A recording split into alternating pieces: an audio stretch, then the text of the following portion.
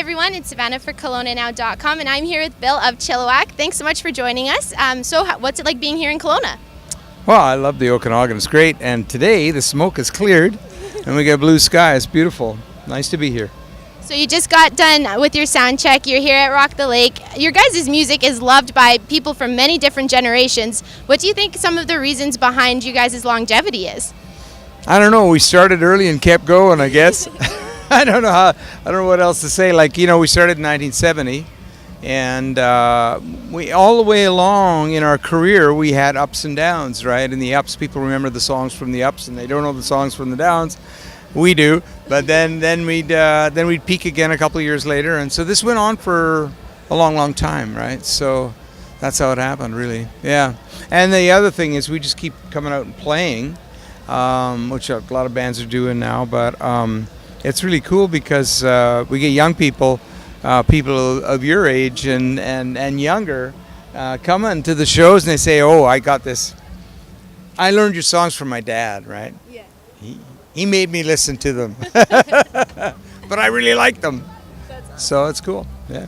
Yeah. So like you said, you've been around since the 70s. Have you noticed maybe a shift in the music scene since then compared to now? And do you think that you guys would have such success if had you started in this era? Good question. I don't know how to answer that last one because it does seem very strange now. I don't understand the music industry at all anymore. It's like, what's a single? People talk about putting out singles. What's a single? I mean, you just get a file and you listen to the file, right? That's the song. So I really don't understand it anymore, and I don't know how we would do now. But when we started, it was like it was a really interesting time. There was this whole kind of revolution that happened in the late '60s. And music had really changed big time. So everybody's ears were open.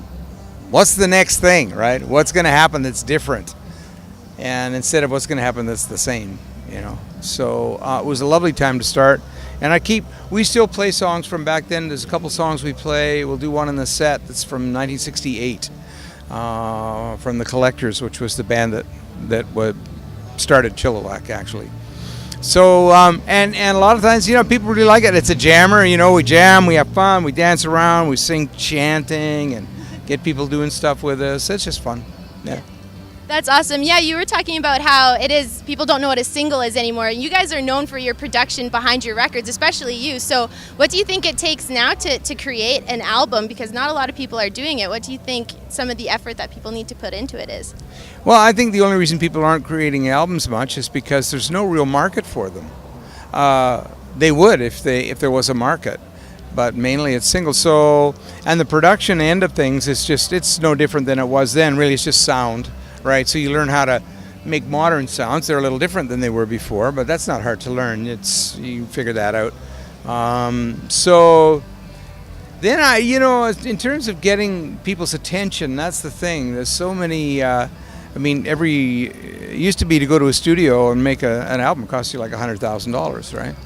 Not everybody could do that. So first of all, you had to court a record company. They had to believe in you, and then they'd spend the money on you and hope to hell you had a hit, right?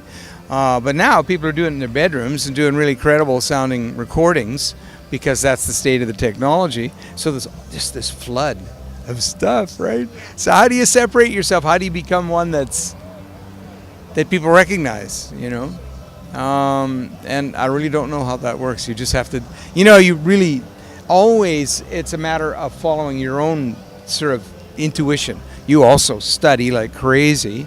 You have to have chops. You have to figure all this stuff out, and then you have to forget it. And something just pops out. That's when you got a song a lot of times. Because when it pops out, it might not be complete, but if you have all those skills from all the work that you've done, you can make it complete and you can make it really good. But it takes time to learn how to do that. A lot of people, when they start out, the best thing is to have a producer who's already been through all that.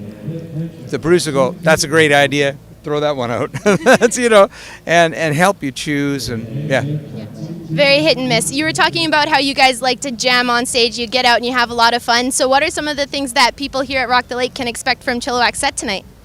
Well, they'll hear lots of the hits. The songs they know.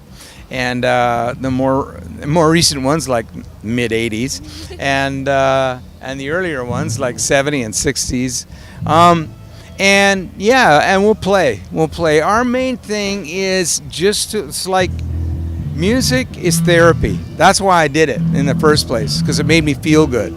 Because I was an uptight little kid, right? And so you get a guitar and you sit down in your basement and you play this thing, and it plays you, right? And it starts to hum on your belly, and you start to relax, and then things start to happen, and you start making music, and if you keep doing that and you keep needing it, then you keep getting better at it, right? You just keep doing it. So where was I going with that? I can't remember. Anyways, doesn't matter. Good set is what we're expecting. Yeah. Good set. That's it. We'll do a good set. Awesome. Well, you guys heard it here from Bill. Chilliwack is going to perform their Hearts Out tonight here at Rock the Lake. Thanks so much for taking the time to chat with us, and thanks for rocking the lake. Thank you, Savannah. Nice talking to you.